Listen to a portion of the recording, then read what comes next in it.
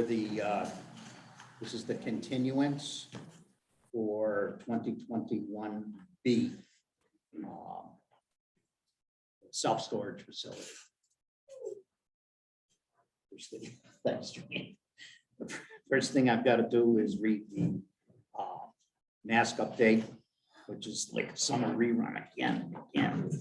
The updated CDC guidance continues to state that individuals who are fully vaccinated may, as a general matter, resume many of the activities that they were engaged in prior to the pandemic without wearing a mask or staying 6 feet apart, except where otherwise required by federal, state, or local laws, rules, or regulations. In response to the recent spread of the Delta variant, however, the CDC's updated guidance does recommend that even fully vaccinated persons wear masks or face coverings when indoors if other risk factors are present.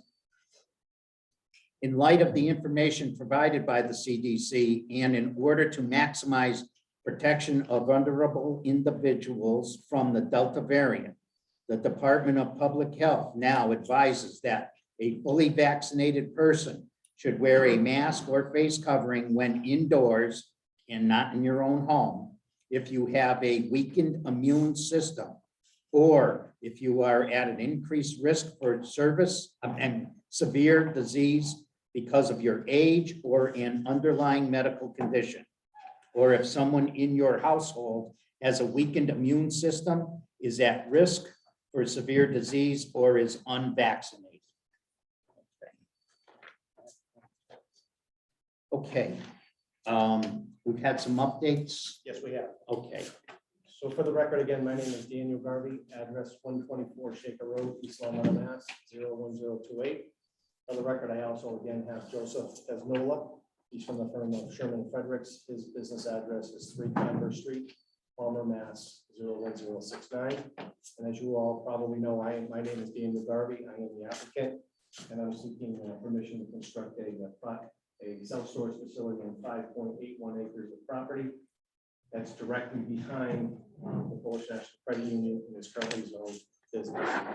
When we last left the board, they had asked us to supplement our application with a number of things.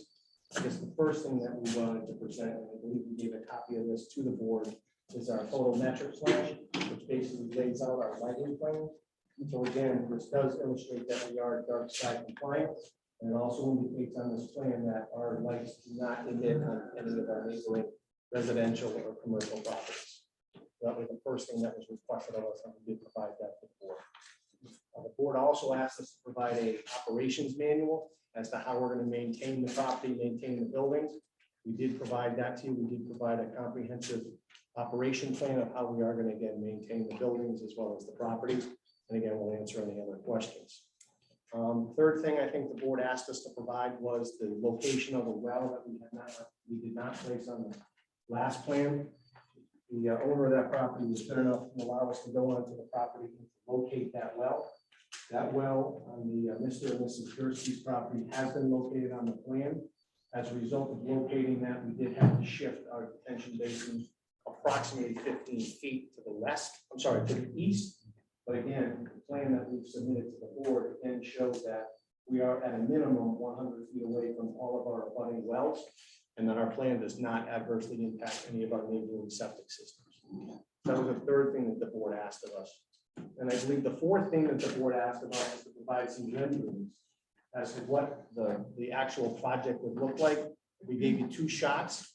The first shot is the shot that comes in from the East Long Meadow main gate. And as you may recall, we have 1 entrance, 1 access. And as you may recall, we did drastically change the plan. So we are going to custom build that office that you see here, which is what you'll see from the road.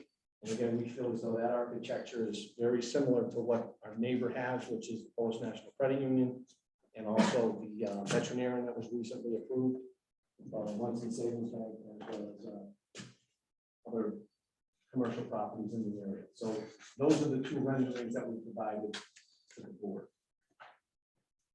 And just one last thing before I At the very end of the meeting, we had some discussion. It was a very long meeting. I understand that we didn't have time, but I think it's important for me to address that with the board, which is the definition of a setback. So obviously the board is the one who interprets the definition of a setback. So we were aware of that definition when we first started this project way back in June. So what we did to try to figure out how the board would interpret that is, what did the board do for similar situated projects? So what we did is we kind of did a circumference around our proposed project. So the first thing we looked at is we looked at the Polish National Credit Union, which is here. And we noted that their detention basin is well within the 50-foot setback. We went around the corner to a more recently approved project, which was the veterinarian. And we went and we took a look at that site. We noticed that they have a parking lot within the 50-foot setback. They have a catch basin, which is part of their detention system, again, within the 50-foot setback. We then went across the street to Polish National Credit Union and to Redeker Software. And we noticed that their detention basin, which is very similar to what we're proposing, again, is well within the 50-foot setback. We took a trip up Allen Street, and I think we talked about this the last time, Bethlehem Church. They again have one that's very similar to what we're proposing, and that is certainly well within the 50-foot setback. When we came back around the corner, we came to the Hamden House. There is a catch basin and a small detention area, again, within that 50-foot setback. So when we developed the plans, we looked at that definition and we looked at how the board had interpreted that in the past. So we'd ask the board to at least consider that when you're determining whether or not to allow our detention basins within that 50-foot setback. Good.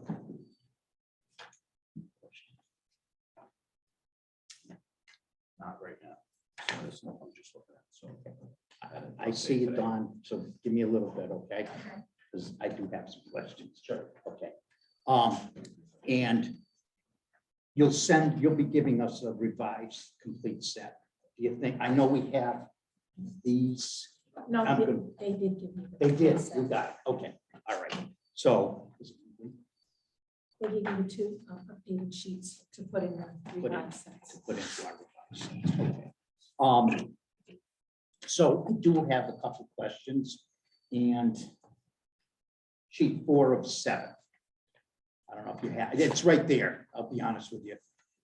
It's on sheet 3 and 4 of 7. So at the, if you will, the upper, in the center, the uppermost area of the plan, it says approximate zone 1 from Mass GIS. That's looks like a diameter, and that would be 4 well across the street. Yeah, a well across the street. And that's a public water supply. Am I correct in saying that? Anything that services more than 25 persons, whether it's privately operated, owned and operated, or publicly owned and operated, is considered in Massachusetts a PWS, public water supply. Okay. And then on the second, we come out to an approximate IWPA, which I believe would be, Interim wellhead protection area. It's the secondary zone. So the primary zone is the zone 1, and the secondary zone is either a IWPA, interim wellhead protection area, or a zone 2. It's important to note that those are state designations, and Hamden actually is required to have within your zoning parallel regulations that cover the same thing. And we are here before you under that water supply protection district and looking for a special permit. And we've provided within our cover letter and materials to the board how we feel we meet the special permit decision criteria within that. so within that, if you will, the water protection district, there's the use of sodium chloride. What's your plan for ice control? The landscape maintenance plan that we presented to you It's in there. specifies that we use calcium Okay, and no sodium-based de-icing chemical. okay, And would ask the board to specifically condition that. okay. And then I just want to make sure this retention basin at the very top, the one closest to East Long Meadow Road, it's only 3 feet deep. Am I correct in saying that? Yeah. And that complies with the bylaw for the watershed or water protection district. Yeah. Those traps you previously spoke about last week or last week. The tree, The pre-treatment, and that would satisfy that requirement. that also. will, Any other questions? yeah. Okay, okay. So those are my questions. Dawn, I'm going to recognize you now because of you had a question about water and well. I'm Dawn Brisky at 21 Cedar Oak Lane, and my property was reviewed this morning, and I just want to clarify that the company that Mr. Garvey had come out, the gentleman clearly indicated that he was not able to confidently locate our well. So how you actually came about your figures, I'm a little confused by, because not confidently locating my well doesn't give figures that you're stating with the adjustment. Okay. Who was the company? It was, Mr. Chairman, it was Chairman Frederick. It was our Okay. surveyors. Yeah. We went out and met the Gursky's. They showed us where the water line came out of the basement and then indicated that it was headed in this direction. There is no obvious well cap, nothing above the surface. So we used a metal detector and found through the metal detector where there was a very strong hit. And it just made sense that was where. Yes, and with the GPS locator that he used, he stated that he could not clearly and confidently indicate our well was there. It wasn't a GPS locator. It was, again, a metal detector. The well casement is a very large piece of metal. In most instances, there is something that comes to the surface. We did ask if we could dig, and the Gursky's asked us not to disturb the soils. So it is the best information based on what we were allowed to do and based on here. We did look back at the Board of Health records, and both the design for the septic design and the as-built for the septic design on file within the Board of Health does not depict the well. But I would agree, Dawn, that it's not, unless we physically dug it up and found the casing, then we can't be exactly sure where it is. But we'll note that our mounting analysis has looked at that as far as the impacts of groundwater. And again, I stand on the fact that we are highly treating this water to 97% TSS removal, and that it's a recommendation of DEP, and it is also in the zoning, but it's based on it's not based on hard science. It's based on conservative protection of these wells. And again, the state requirement right now for TSS is only 80%. So you're going above and beyond. The requirement may change in the future to 90, and you're saying that the system produces a 97% or close to it. Okay. So essentially, can I just ask a question? So in the neighborhood that we have, it's obviously an older neighborhood, and our property size, half an acre. What happens in the future if in fact I have an issue with my well?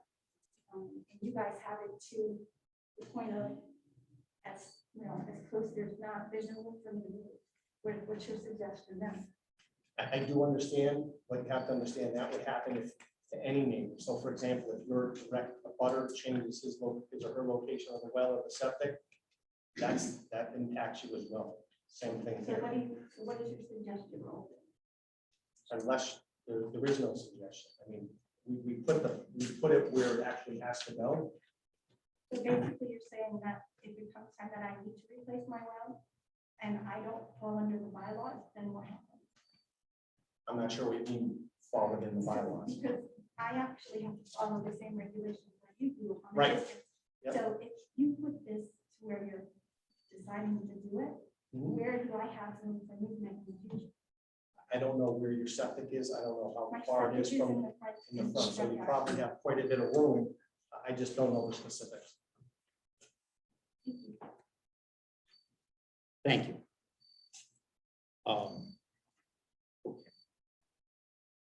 Mr. Chairman, if I could, as far as I know somebody at a previous meeting stated that you can't put a well within 100 feet of an infiltration basin or a swale, and I was not able to find that in any regulations that I looked at.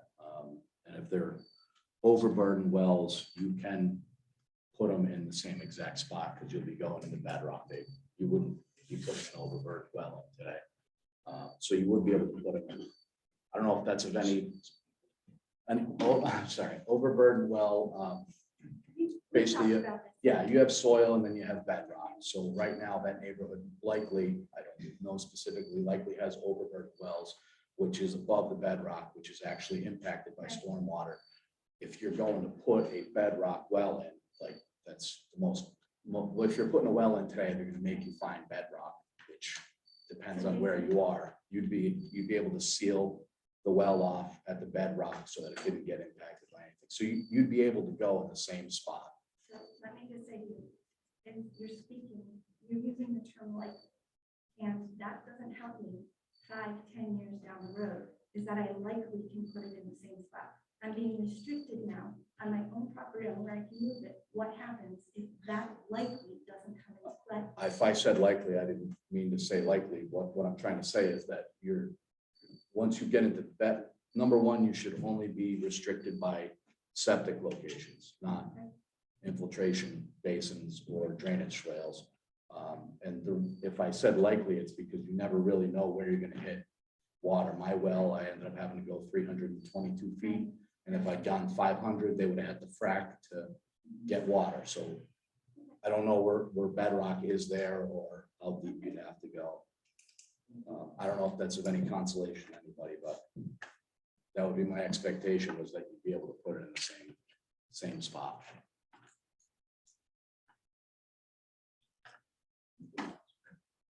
Not question wise. Okay. Okay.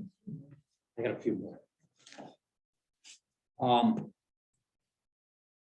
And by the way, thank you for these.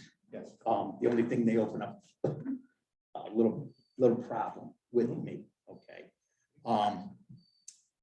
They show a chain link fence in this area. Correct.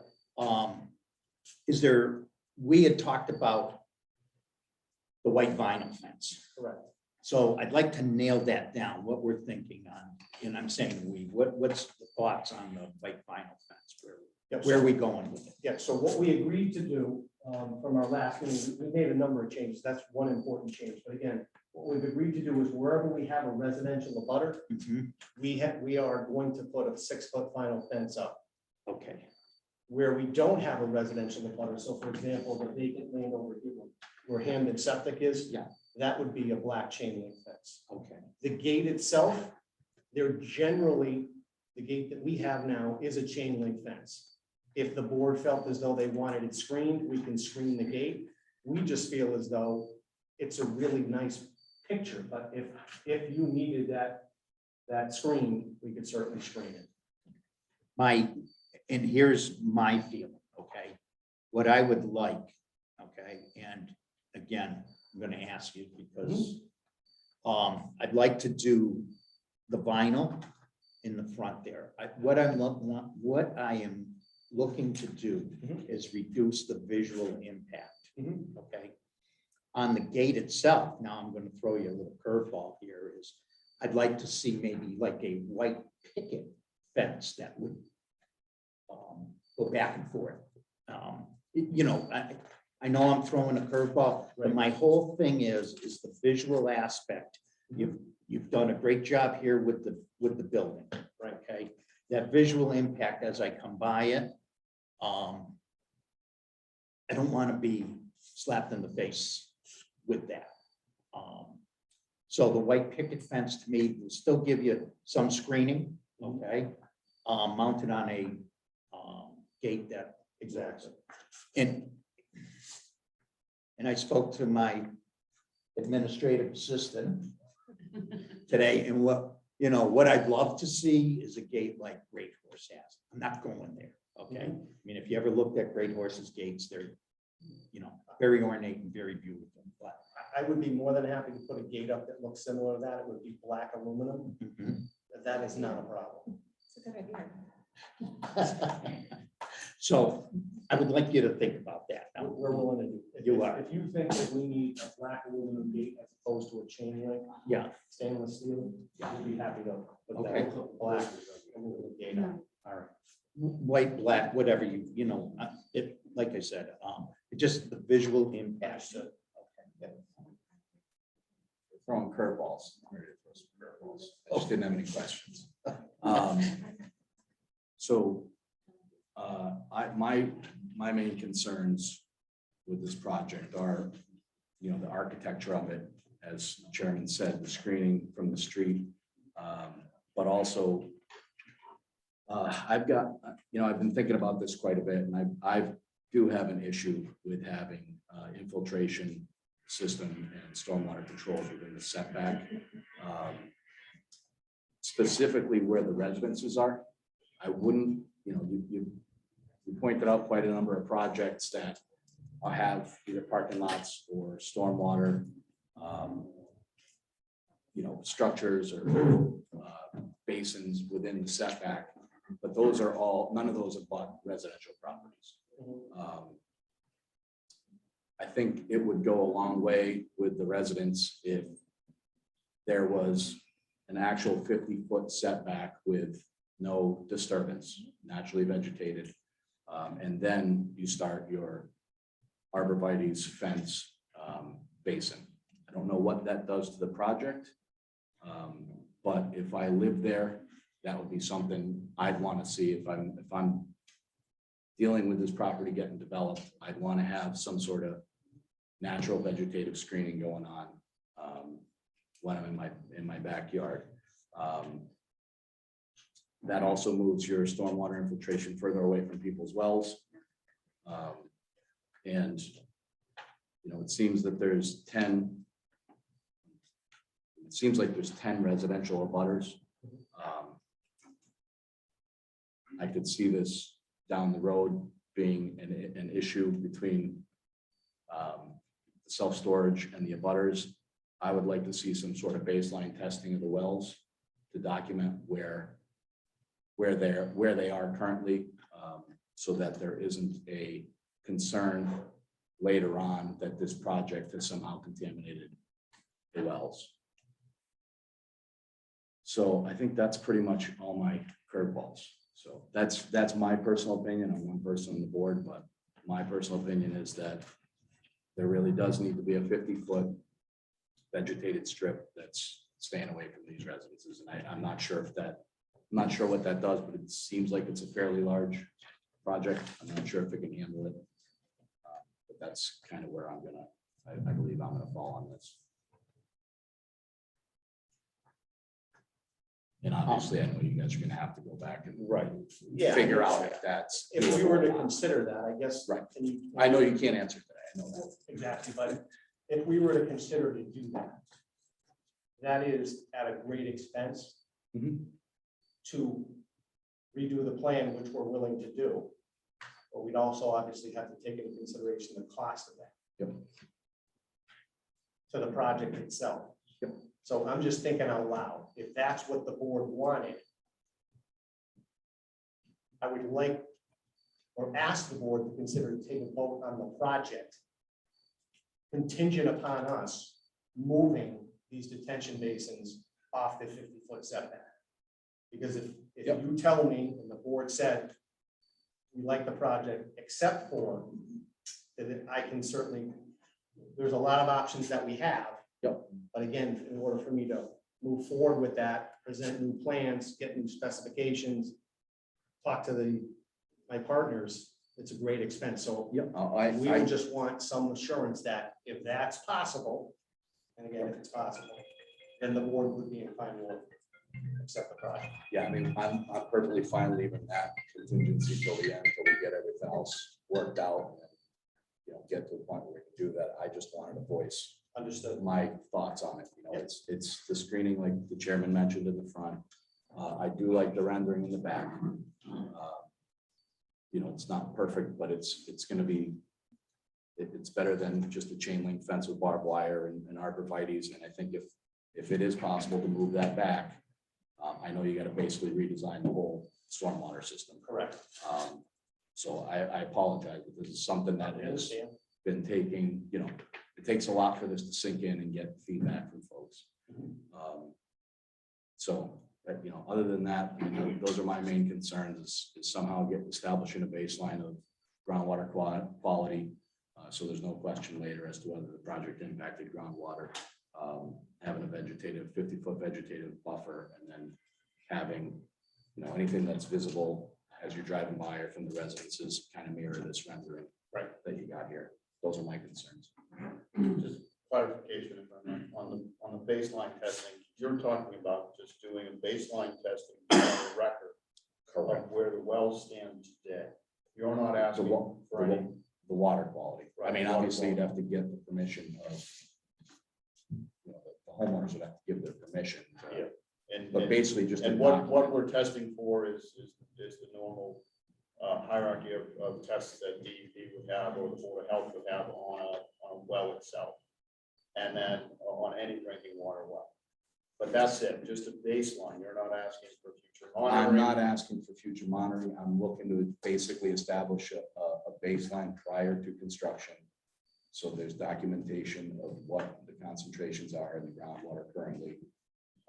And, you know, 5 years down the road, 3 years down the road, if there's a claim that it is negatively impacted, then there's documentation of what, you know, where it was before the project started. Okay, understood. There was also some, I think some discussion maybe on the roof line. Is it dropped?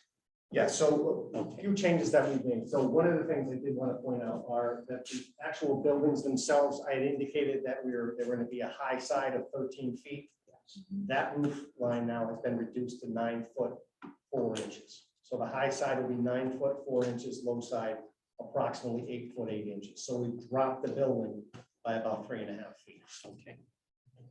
So the high point is 9'4", the low side is 8'8", approximately Yeah. 8'8", but the high side again is the 9 foot. Yeah, and I believe you would, and I'm sorry, I didn't read the O&M, the operation and maintenance, but I believe we call out that's 5 to 8 feet, arborvitae's. What would you think you want to maintain the arborvitae height at? I think we talked about 10 feet. It was 10 feet. 10 to 12 Okay, feet. thank you. So that would pretty much shield. Exactly. Couple of years, probably Exactly. 3 years. Yeah. 3 or 4 years. Thank you.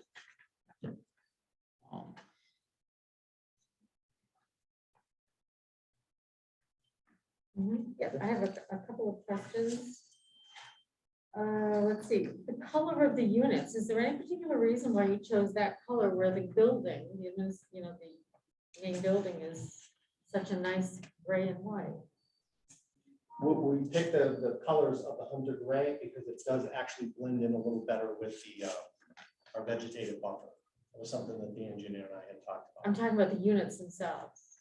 Right, That's exactly. hunter gray? No, the doors are hunter green. I'm sorry. The trim is hunter green, and then it's a beige. And the trim is beige, right? Because the trim pops out at me here, you know, quite a bit. And I know that at a minimum, when the gate is open, I'm going to be able to see exactly what's in this photograph. Right, Yeah. but don't forget now, these buildings are 275 feet off the road. That's a long distance. I'm not sure what you'll be able to see from the road at 275 feet.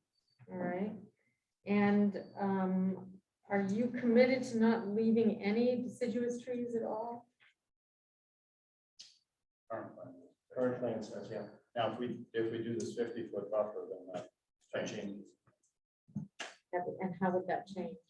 You mean the deciduous trees within the 50 feet setback, Correct. right? Talked about ice control. Talked about that. Building change. Security cameras. I know that there isn't going to be anyone in the administrative building 24/7, That's correct. but the cameras will be running 24/7? That's correct. And not in the- And who will anyone actually look at all of that feed off the cameras? So those cameras are triggered when there's motion. Mhm. So our standard practice is when we come in the morning, we look at who came in through the gate. And you can actually look at the times that it was triggered and see who's in there and what's in there. So, If there's an issue, I can look at my phone and see who's in there and what they're doing. so every morning, someone will be committed to looking at any camera activity through the That's night. That's what we do. That's what we do right now. Exactly. All right. You'd be very surprised. There's very little traffic in these units, whether it's 8 in the morning or 5 in the afternoon. Yeah. Very little traffic. So it's not a very arduous task at all.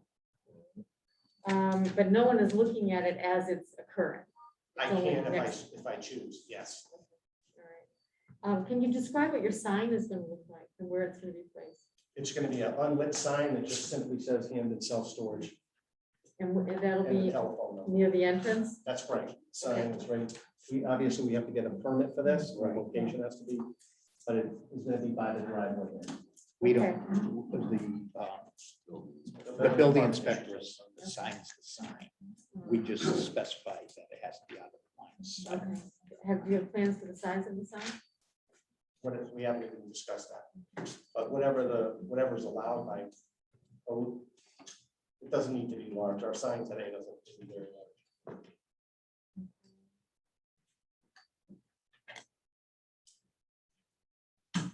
And when you're considering not putting the basins and the drainage system in the setback, would that also include the fence and the arborvitae's be moved back? I would think so. And My all thought of, for, I'm sorry, to No, interrupt, go but my thought for that is, at my house, I've got about 50 to 75 feet between me and the neighbors. And in the winter time, I can see through that, so that's why I would still be, Right. that's why I would still be looking for arborvitae's and vinyl fence. Yeah. Sorry. Yeah, no, good point.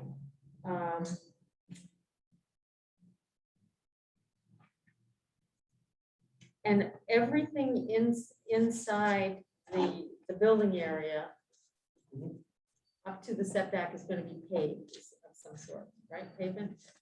Up to the setback? Yeah. Yeah, so you see it's all depicted.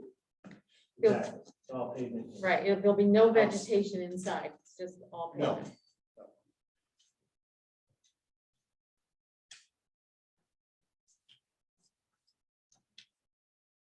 If I could just ask a quick question on that, just while we're on it.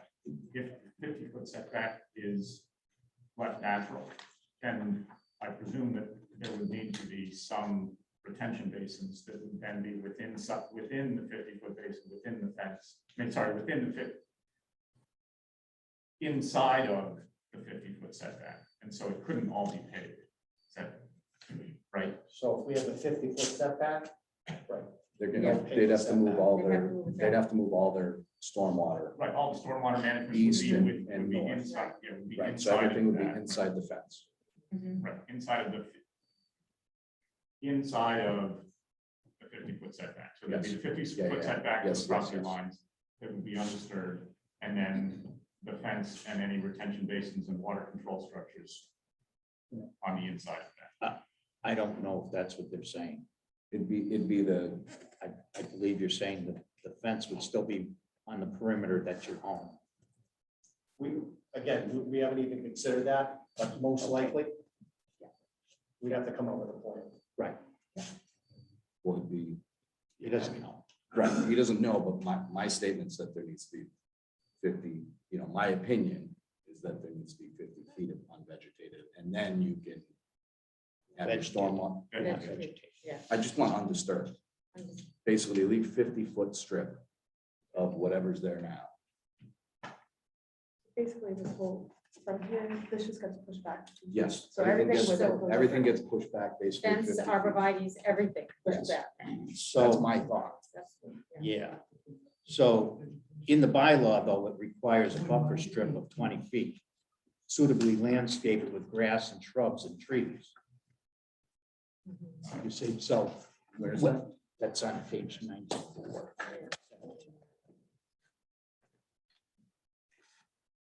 Doesn't that pertain to parking areas though? This is parking areas and we can go to, so again, if we go to.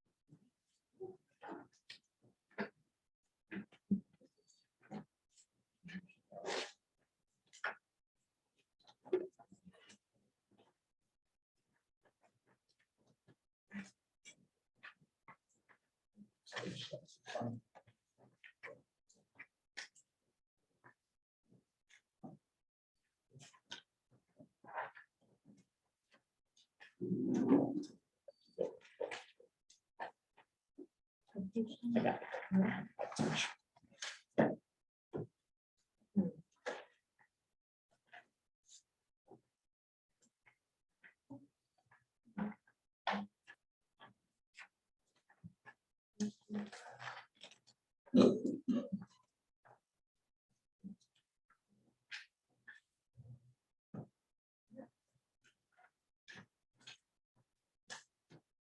You know what section it's in? John? It's 17, it's, page That's- 94. No, there's- yeah, It's in the zoning bylaws.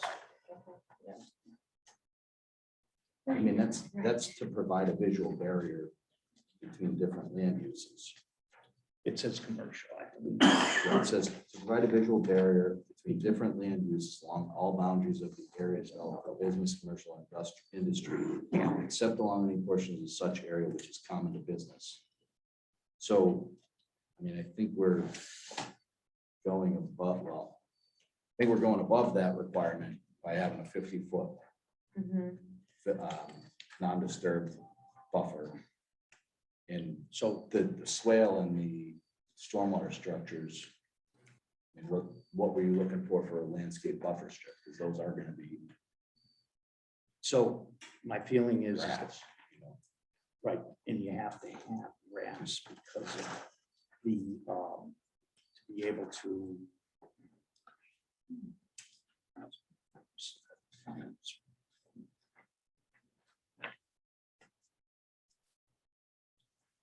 So you have to, you have to have the rate of surface runoff from the site shall not be increased after construction if needed to meet this requirement and to maximize groundwater recharge. Increase the runoff from impervious surfaces shall be recharged on site, diverted to vegetated surfaces for infiltration or through the use of detention ponds. So again, I go back to if you leave it natural, how do I maintain the trees and all of that? So when something dies, how are you going to not maintain it if you leave it natural and unmaintained? In other words, as trees die or whatever, are you going to want them replaced? I think they do that on their own, don't they? They do at my house. Okay, They do it So- right too. Yeah, I mean, Way too the much. setback definition says setbacks, you know, the Yeah. residential shall be landscape or left natural. right. But that's up to the discretion too of the board, I believe. Right, so I mean, So are you concerned, Each that- individual member. go ahead. are you concerned that it's not, are you concerned about like the liability if a tree's dying and falling, or? I guess I'm wondering where you're, There's some of that, yes. so I would expect it's still their property if there's, you know, if there's a widowmaker hanging after a storm or something that they're not gonna want the liability. of But are you it. going to let them go in and do that? So it's Into the not gonna be, setback. so it's not gonna be left natural. You're gonna have to do some maintenance. Oh, yeah. Mhm. Yeah, I mean, if a tree falls on a neighbor's property, we're gonna have to go in there and clear it out. I mean, the same thing happens at my house. It's one of my, I don't have to go clear it out because it's technically good on the property line, but being neighborly. So, yeah. My I trees mean, fall. on my So neighbor's this is where I property. come back to, the fence can go right along the property line if you'd like to. Those are some of the things that we're not gonna regulate that. I think that's something for each individual board member to have their own opinion. and- Right, yeah. I mean, I'm just saying that, yeah. We'll certainly consider it, but as I mentioned, our biggest question mark here is if we go through the exercise, is that going to be enough for the board to vote in favor of the project? Mhm. Because that is a significant change to what Yep. we had thought the board would allow us to do based on what we saw in similarly situated commercial development in the city. And I'm fine with leaving that till yeah.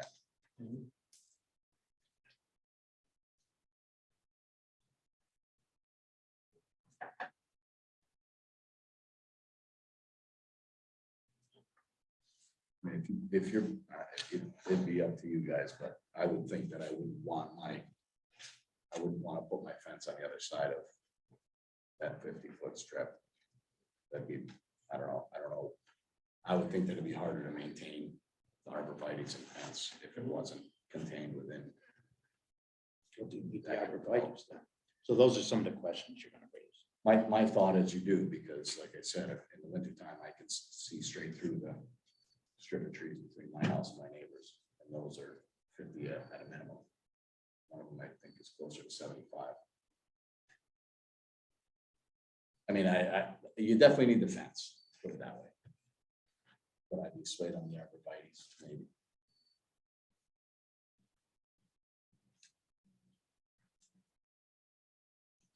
That's my thought. We'll consider that. And I think that's all the questions I have. So know that you have the cameras that'll pick up motion. If motion was detected after hours, do the lights come on as well, or just relying on the night vision of the camera? Right now, what we would like to do is have both the light and the camera come on at the same time. Okay.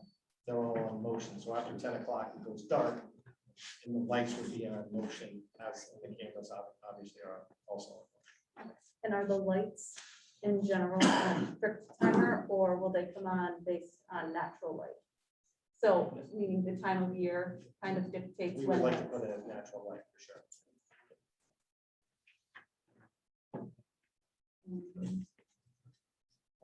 And for what it's worth, I 100% agree with Jason. Just wanted to make that, but that's all I have.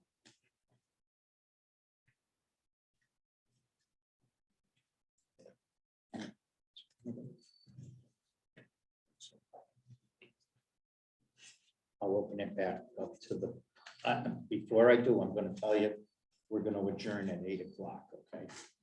So it's 7 o'clock now. State your name. Oh, Stacy Mason, 30 Meadowbrook Lane. If the fences went from property line to property line and all that, how does the wildlife go through? Like I said, I have a mother deer with twins that comes through all the time. I got pictures. And how would they get through? They would be stuck on East Long Meadow Road trying to get by. I can't answer that because I'm, But if it had the 50-foot, like he says, it would give them space to run a little bit. That's something. wait a minute, you're not recognized yet. Yes, sir. I'd like to get 3 minutes, like what I timed this, 3 minutes, 15 seconds. Okay, and you state your name Yeah, first. Tad Brown, 45 Meadowbrook. Standing up because I ironed my shirt and I shaved. It's always good to get a little laugh. So I wanted to bring some perspective. We haven't really talked about this. Perspective to the size of the project. We haven't talked about it much. We haven't talked about it at all. I thought about a football field. Everybody in here understands what a football field looks like. Football field is 1.3 acres. Okay, they're pretty big.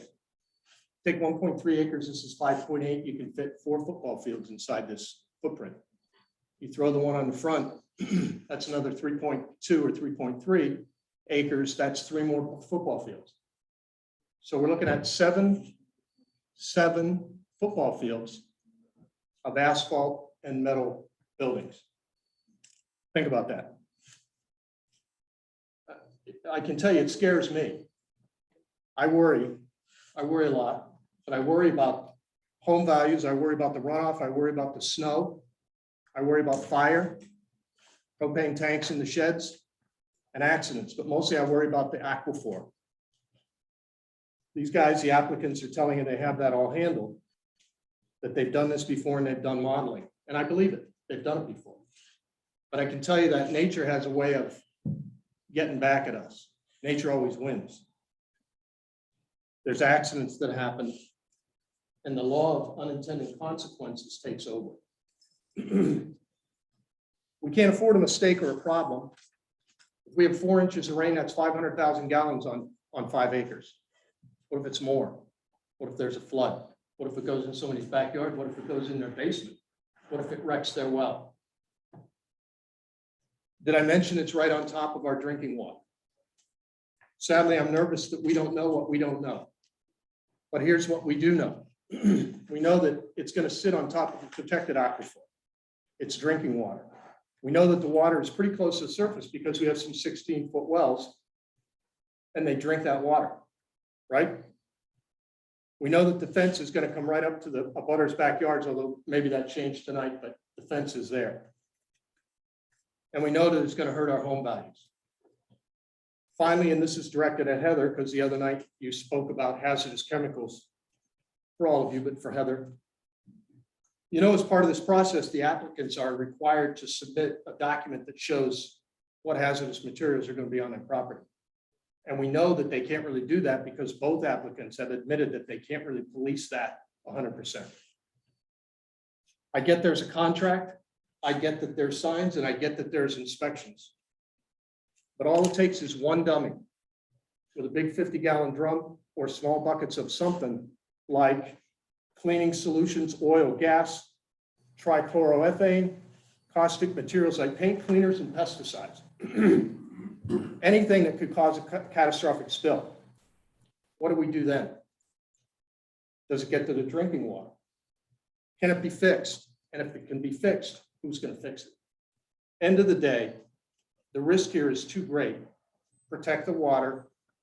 This is an easy no vote. Easy no vote. But there's a bonus. There's an added bonus. 30 or 40 years from now, when self-storage craze is over, long over, they're not going to need those buildings and they're still going to be there. They're still going to be there. 7 acres. What do we do with them? If it's a regular building like a dry cleaner, a pizza joint, liquor store, goes out of business, another guy comes in, it's repurposed. You can't repurpose those buildings. They're going to be there.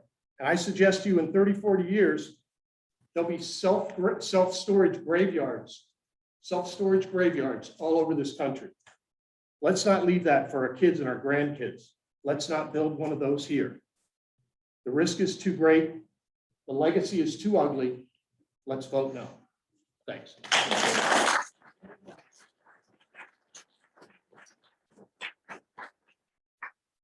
No, I'll wait. no, you had a question, ma'am. Oh, You- no, that's all right. I'm good. I think I may cover a lot of the points that the citizens may want to raise, so if I could be recognized. Okay. for Sure.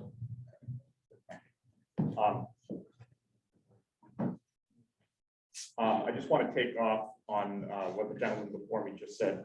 With respect to hazardous materials, I think it's really, really important to understand that this application, these proposals, both of these proposals suffer from a significant difference from a regular proposal where the proponent is the one completely in charge of whatever comes onto their property. In this case, that's just not the case. There are literally hundreds of storage units, which means hundreds of individuals making their own independent decisions, notwithstanding what's written in the contract, because I can tell you, I'm a lawyer, and just because something's in a contract doesn't mean it necessarily gets followed, and certainly doesn't mean it necessarily gets enforced. And so I think that's a really critical distinction for the board to be considering in terms of their concerns about, and each individual board member's concerns. I mean, remember, each of you is making your own independent decision and your own independent vote about whether this project should be approved or not. If two of you decide that this project is something that you decide to deny, then the project fails. The project is denied. I also would suggest that these concerns about water protection and Ms. Gursky's concern about the future of, and the gentleman who just spoke, their concern about the future of the aquifer and the aquifer itself, both of those 2 points independently, concerns about the future and ramifications, as well as concerns about aquifers, are specifically recognized in the case law that I've provided you as valid grounds for denying a permit, for any one of you to vote to deny a permit. And I will point out again, to keep in mind, this is a special permit, right? This is not something that you have to grant just because they might meet all of the criteria in the performance standards. You have absolute discretion as long as it's not arbitrary and capricious. And I want to give you an understanding of what arbitrary and capricious means. Arbitrary means flipping a coin, right? That's what arbitrary is. Capricious means I'm making this decision because I don't like someone. That's capricious. So those are the only 2 scenarios where the board's denial of a permit gets overruled. And either the permit gets granted or it gets tossed back by the court to come back to you. And I think it's really important to understand just exactly what that standard means. And I'll point it out, it's in the ACW Realty case that I kind of brought to the board's attention very early on in this process, before the retirements and the new folks on the board and all the rest of it. And one of the sections that I didn't include in my written materials, that generally is pretty complete, is the language that reads, and this is from the Massachusetts Appeals Court, very few trial decisions ordering the issuance of a special permit denied by a granting authority have been upheld at the appellate level. That's the Massachusetts Appeals Court telling you that the safest course is denial, and saying that very, very few decisions where a board has denied something and a superior court has decided, you know what, I think I know better than the board, and tried to insert their opinion, that doesn't go well for the superior court judge. That goes well for the board. That's where the board's denial is upheld. And that's what we're asking you to do. We're asking you to deny the permit, and the chances of that being successfully appealed are very, very low. And I want to point out to you a number of the cases that I have cited to you here. So I cited you the Nugent versus Granby decision. So these 3 cases that I'm going to mention to you are all cases where the board denied the permit and the superior court said, I think I know better, you should have granted the permit. And the appeals court said, superior court, you don't get to do that. That's the board's decision, right? So there was a Nugent versus Granby case of a 3-person board. The chairperson denied because when there was an expansion of a restaurant, it would increase the damage to the surrounding neighborhood. So the chair of the board, was a 3-person board, 1 person dissenting, 1 person voting to denied the permit. And the appeals court said, superior court judge, you can't reinstate that permit. She had a valid basis for denying the permit because she was concerned about the impact to the neighborhood, which is exactly what we're pointing out to you today. the impact to the neighborhood. In the Gulf Oil case, the board properly could consider the possible future development in this area of town, right? You can consider the future impacts, meaning the concern about the future impacts to the abutters' wells and how they're going to deal with that down the road, right?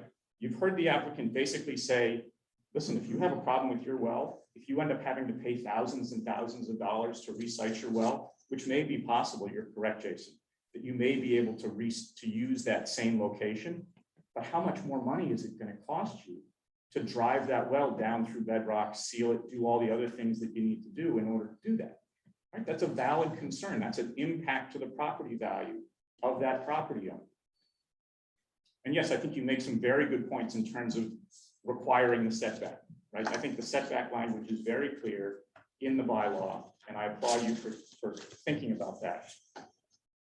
But I think the issue is ultimately bigger than that, right? I think the issue is you have, and to come back to the idea of some sort of contingent approval or vote by the board to, well, if you set it back 50 feet, yeah, we'll approve it. I don't think you can do that. I mean, I don't think that that's legally supportable. I think the vote has to be yes or no based on the current design. And then if they want to try to resubmit, they can do that. But they have to go through the whole process again with the new design. They can't rely on your saying, yeah, I think we'll probably approve it. They can't hold you to that. I don't think procedurally that you can do that. I don't know. But again, at the end of the day, a concern about a procedural issue is a valid basis for denial. Any valid basis, as long as it's not flipping a coin or saying, I don't like you, right? And we've given you a whole slew of very valid reasons, right? They're not meeting the character of the town. We've got testimony from Rediker Software that specifically talks about that. I'm willing to bet that if I asked for a show of hands of the people in the room of who thought that this project didn't meet the character of Hamden, I'm pretty certain I would get unanimous consent and agreement, with the exception of the applicants, which I would certainly understand. And I think the same question would be answered affirmatively by everybody if I asked if they were concerned about the impact to their property values. And with that point, I want to come back to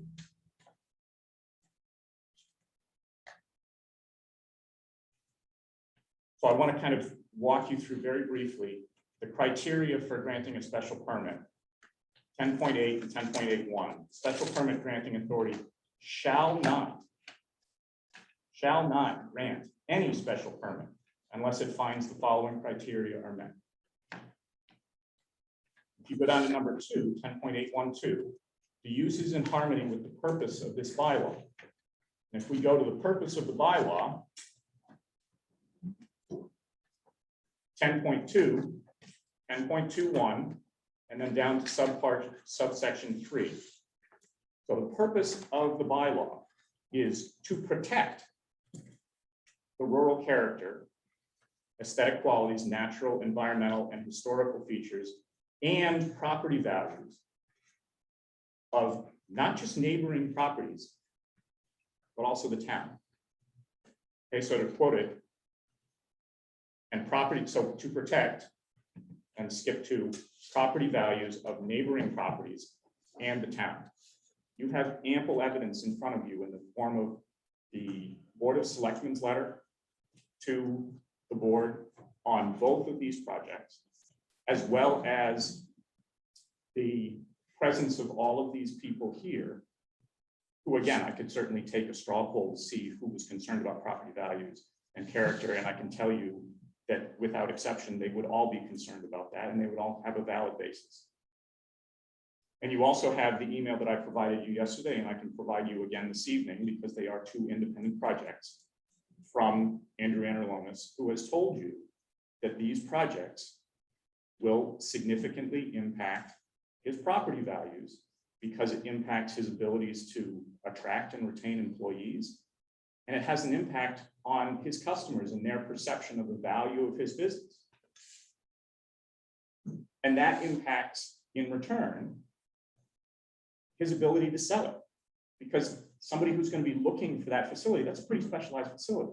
Somebody looking for that facility is going to be a tech company who, again, has those same attraction and retention issues for those employees. And so they're not going to be willing to pay as much for that property if he has to sell it, because he's decided that he's going to move on. And one of the things that I can't remember whether I mentioned, whether is included in that email, is the fact that he's given me authority to convey this, is that he's being actively courted by multiple towns in the area to move.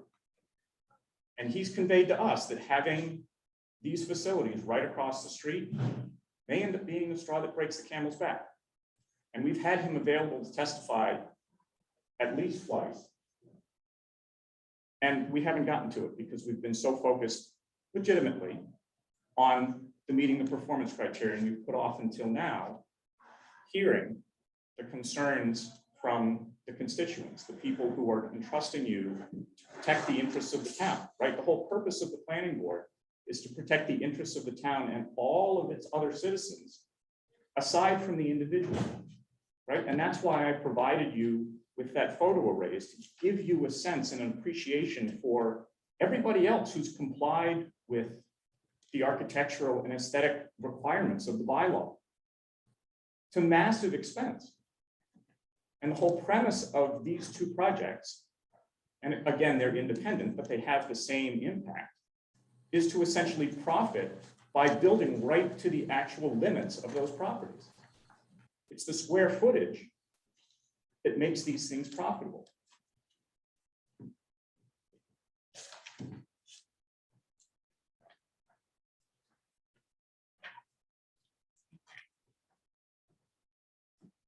All right, so I was talking about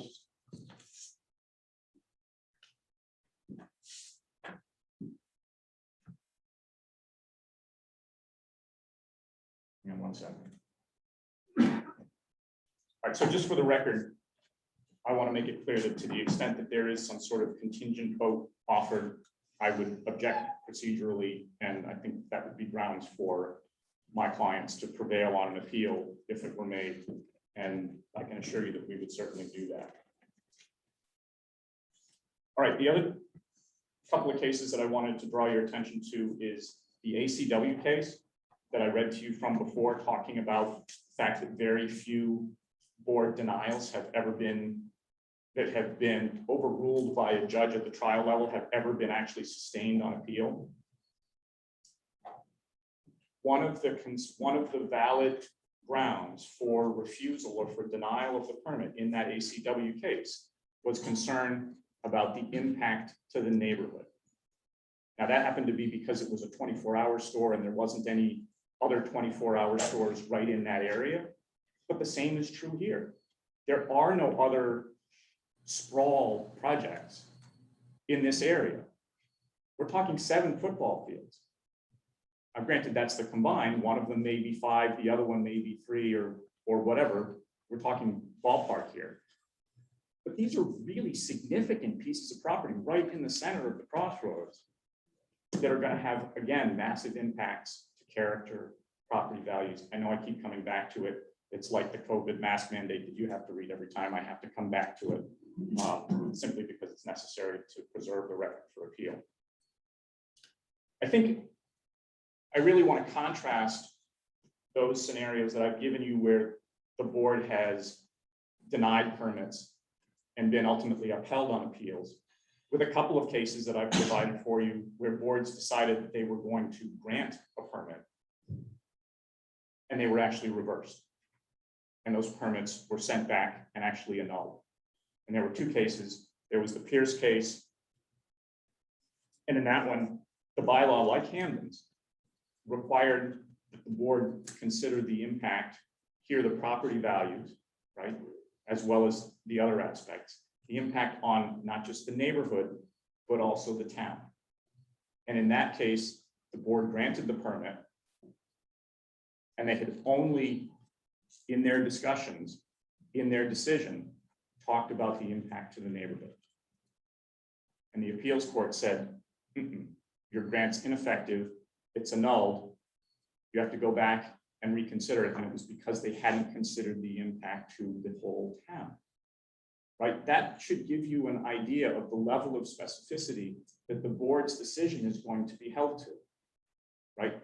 If this gets appealed because it's granted, which again, unfortunately, it will be appealed if it gets granted. The level of detail that's going to be required in order for that decision to be sustained is massive. I mean, we've spent, what, 3-4 meetings on this? 3-4 hours apiece, right? I mean, I haven't even spoken. This is the first time I got a chance to speak for this one, although I did speak briefly at the initial meeting. So, and then I'll also point out that in the Carey versus Worcester decision that I included also in your materials, the board decision granting the variance, which is equivalent to a special permit,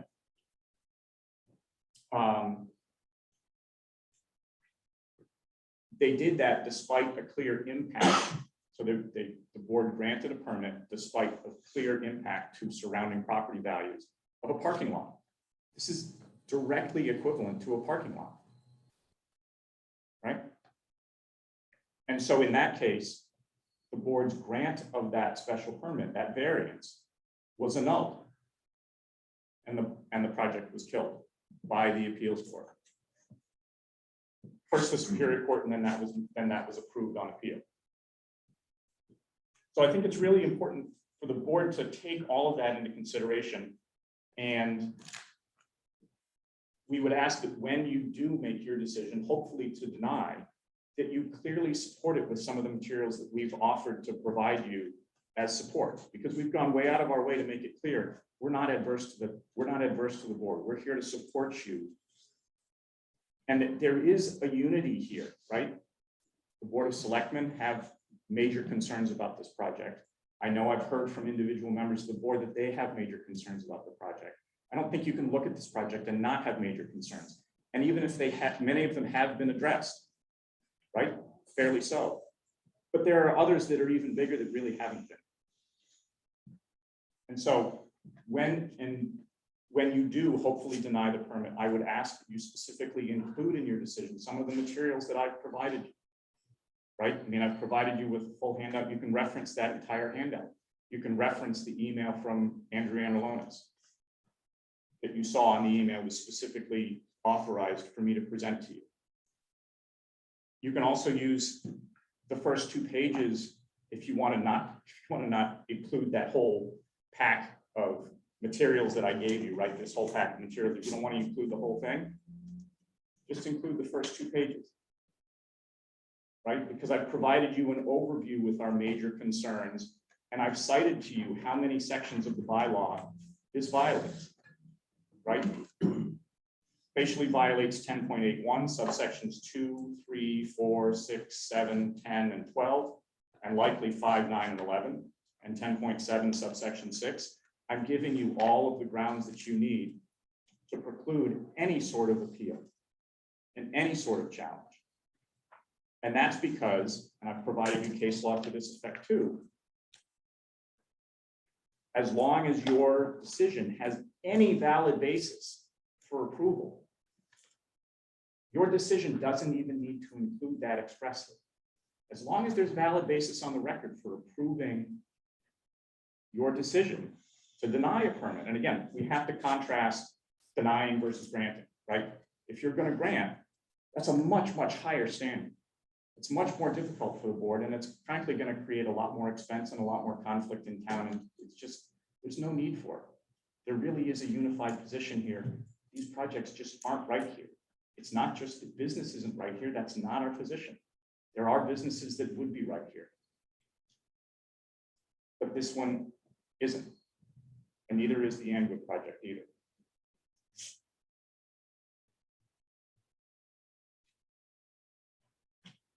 Look, I could go on for hours. I don't need to do that, I don't think, I hope. And because we've had so much time listening to the proponents and the various adjustments that have been suggested to try to put this in a position where a couple of board members might be willing to consider granting it.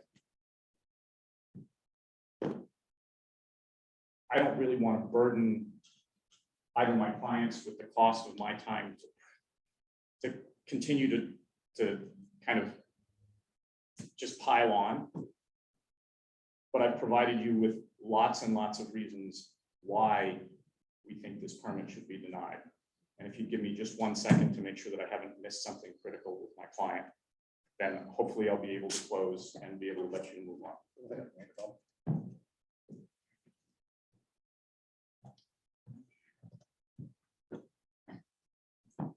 All right, so I do have lots and lots of other material.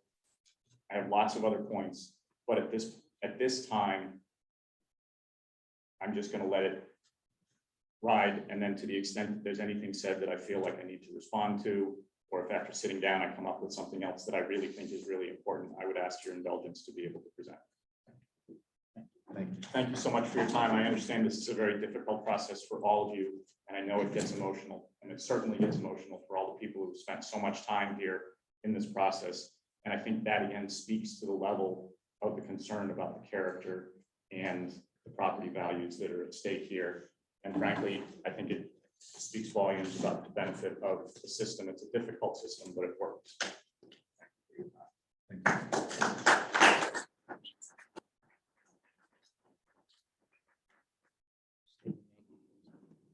Joseph Millian, member of the plan. I really want to show our appreciation for the time and effort you're spending on this proposition, this discussion.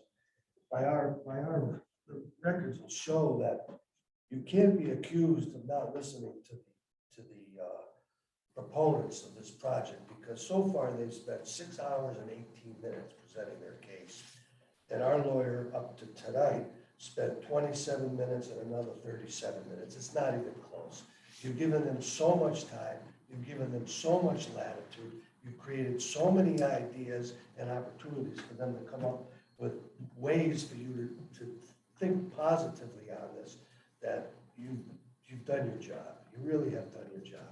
And everybody here that is sacrificing their time away from their home. And I know that we have over 150 people that have contributed to this campaign for this.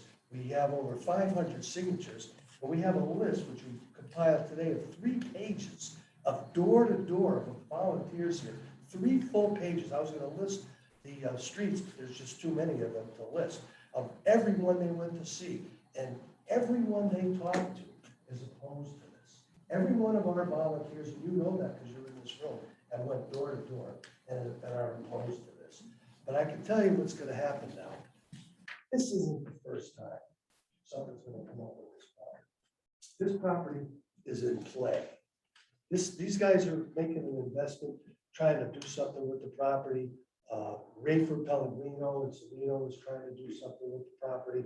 They got the zoning changed. The property is in play. So something is going to happen there unless we do something. Now, fortunately, right now, we are in the best position that this town has ever been in financially. It has never been in a better position.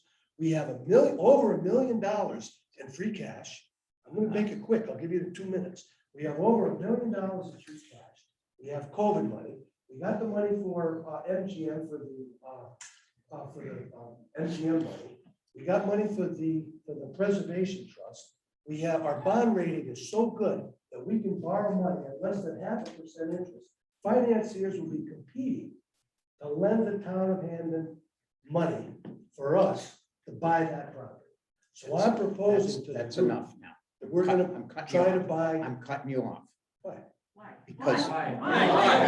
because it has nothing to do. It's a statement. I'm making a statement. No, You asked us I last week- said you're done. You said, what's the I alternative? said, no, I said, that's it. We're cutting you off. It has nothing to do with this proposal. If you want to bring it up to your attorney, I will, not a problem, but it has nothing to do with this proposal. Sit down, please. Sit down, please. Sit down, please. Counselor, sit down. You're done too. I think he's You're out. done.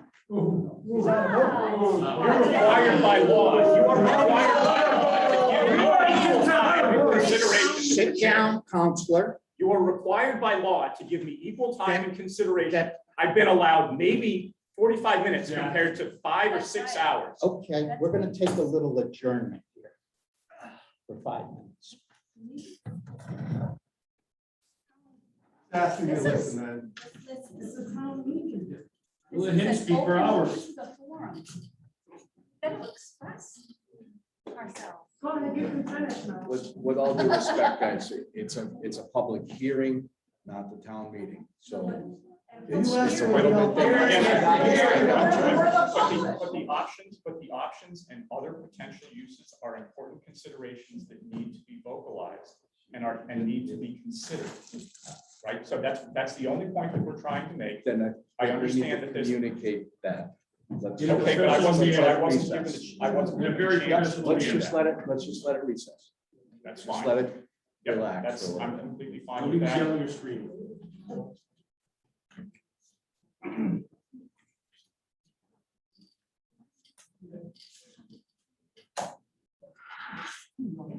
There are alternatives.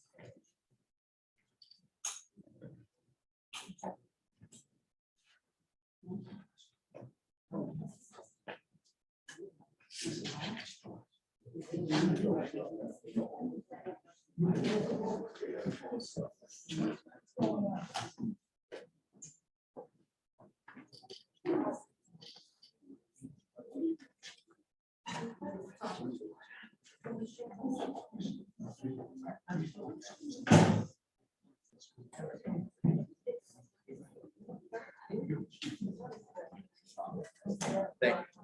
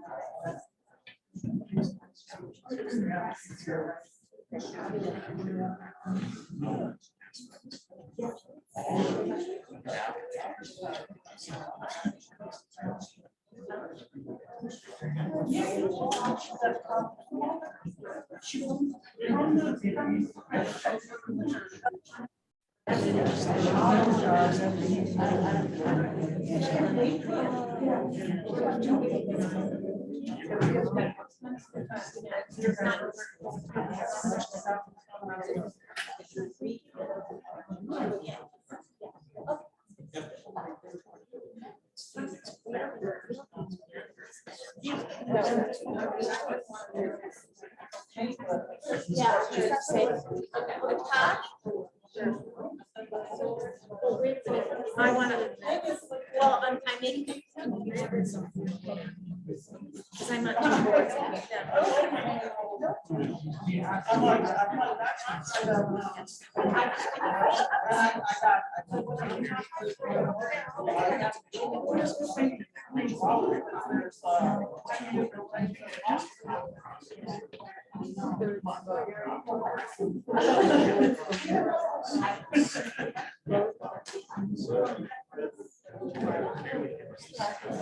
Thank you, I just.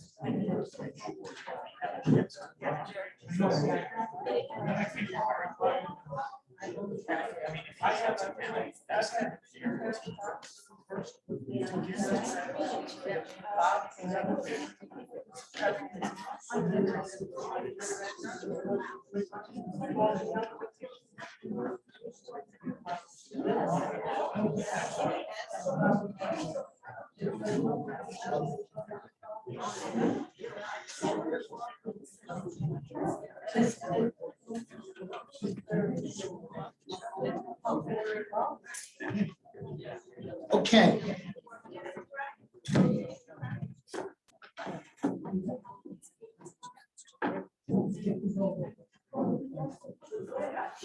Mr. Garvey, Yes. Counselor, do you have anything to say?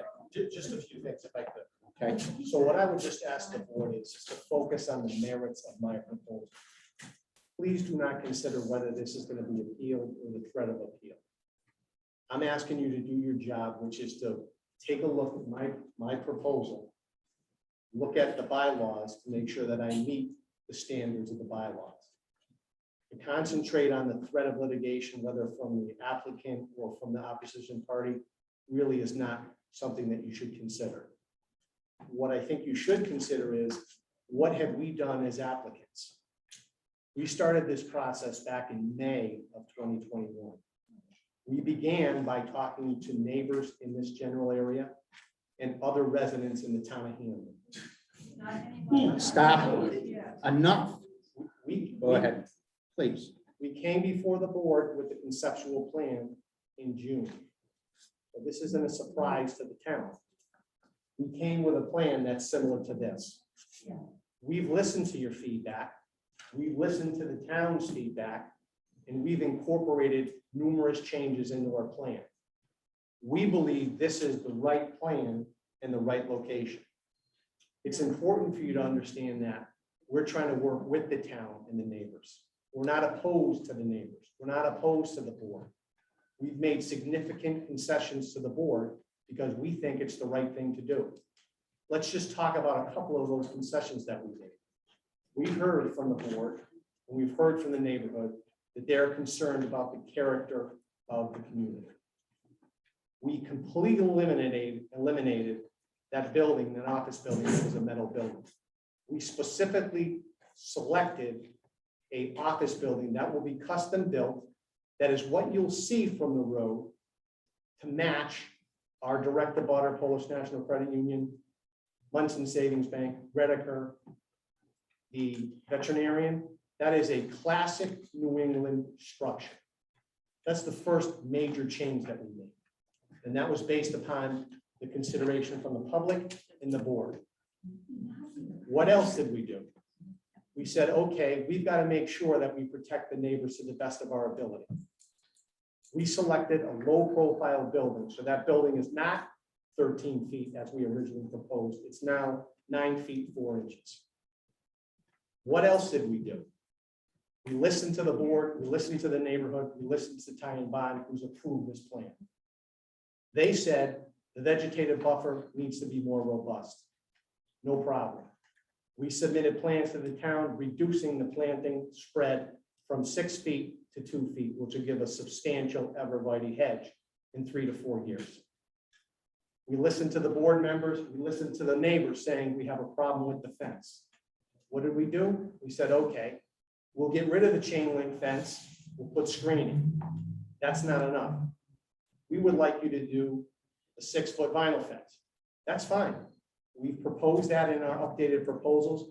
We've heard what the board has had to say with respect to the vinyl fence in the front, and we're willing to do that. At a meeting, we heard, look, we don't want any parking. We don't want boats in here. We don't want cars in here for outside storage.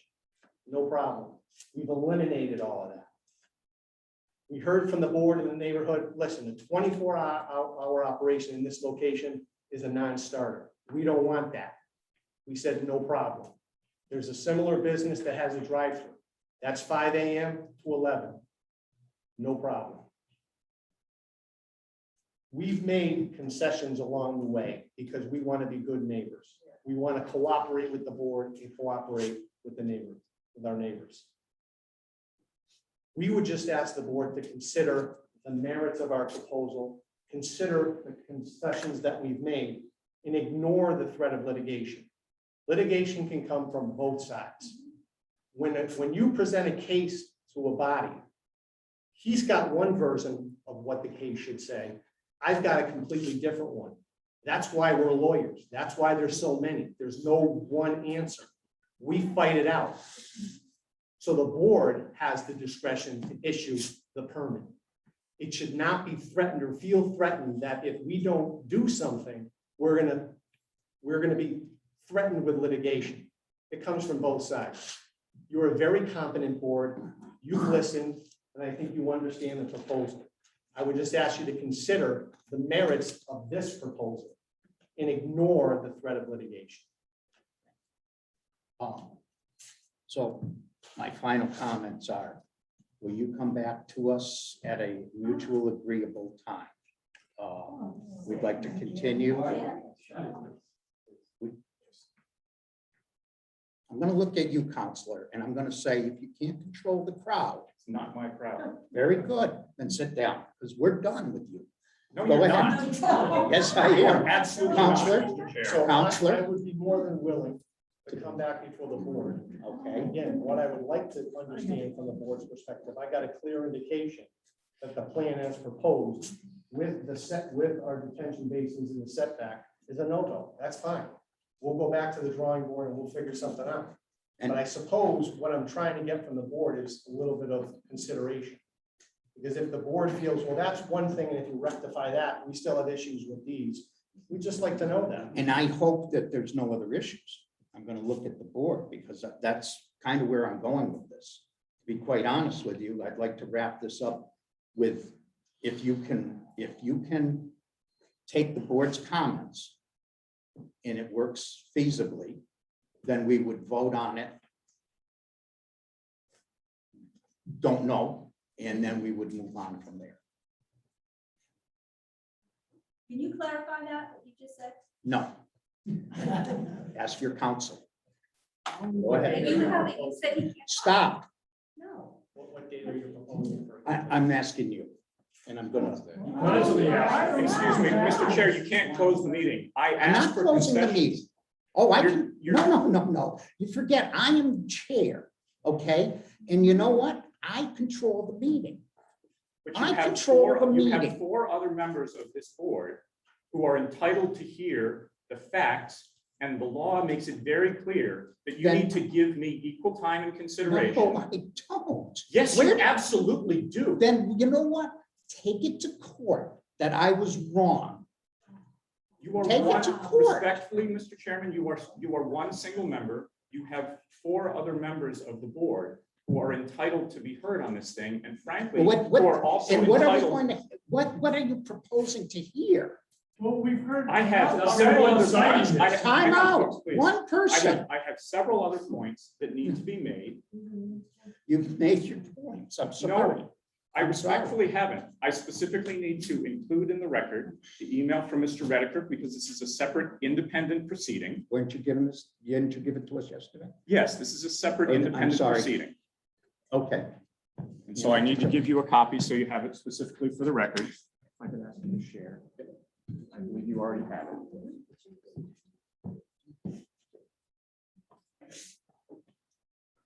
Just so it's clear, with respect to his comments about conversations with the board beforehand, any conversations Do you remember? prior to the public meeting are not binding on the board and are not something that should be considered, and are not anything that's binding on the board in terms of what might be appropriate.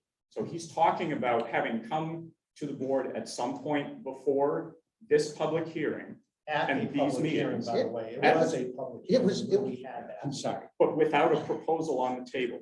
What we're talking about here is a specific proposal that's on the table. And so there's no conversation or concession that may have been suggested in some sort of prior discussion that he may be referring to that is binding on or that precludes any of the board members individually from voting on this specific project that is being proposed and that is being opposed by a significant number of townspeople.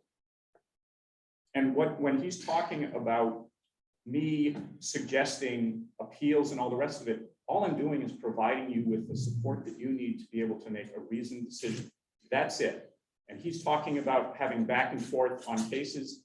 I haven't heard a single case cited by the opposing counsel on this. Do you mind at if I all. jump in for a second? Just don't mean to interrupt. No, it's fine. I'm fairly certain we're gonna have litigation regardless of which way this goes. I hope Let's not. just drop Yeah. though we might have litigation from this side or might have litigation from that side.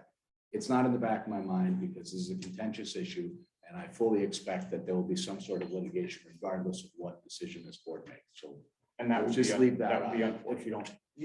Thank you for speaking. Absolutely, absolutely. And then the one other thing that I wanted to do is because the case law is important, not talking about litigation, but in terms of the practical process. The case that I included in my materials was the Miller versus Town of Douglas. And if you look in that case, they're talking about a zoning variance that was requested for, among other things, a fence within the 50-foot setback.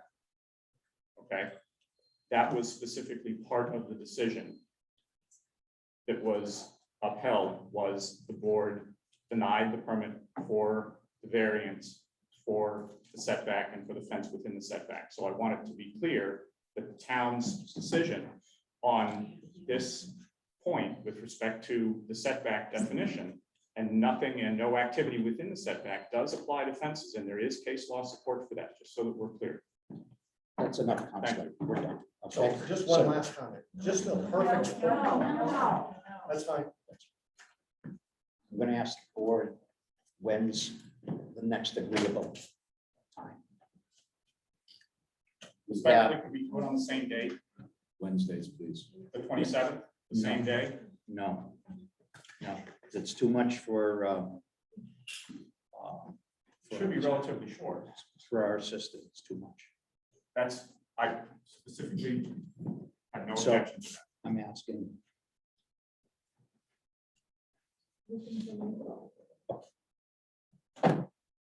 Counselor, do you have a date in mind? Do you want to keep the regular schedule? We'd like to if we could. What date is that?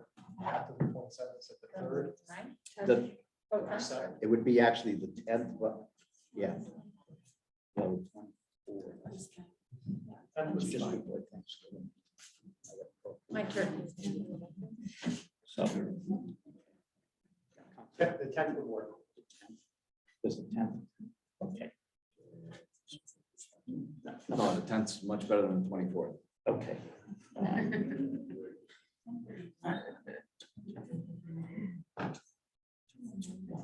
At 6 p.m. Sure. 6 p.m. Okay. for you?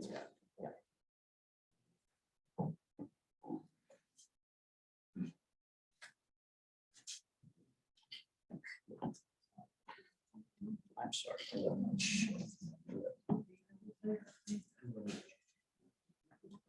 Mr. Chair, there's a quick question throughout. I got this wrong. Yeah. Mr. Chairman. Yeah. There's a question I brought up. Something. Yeah.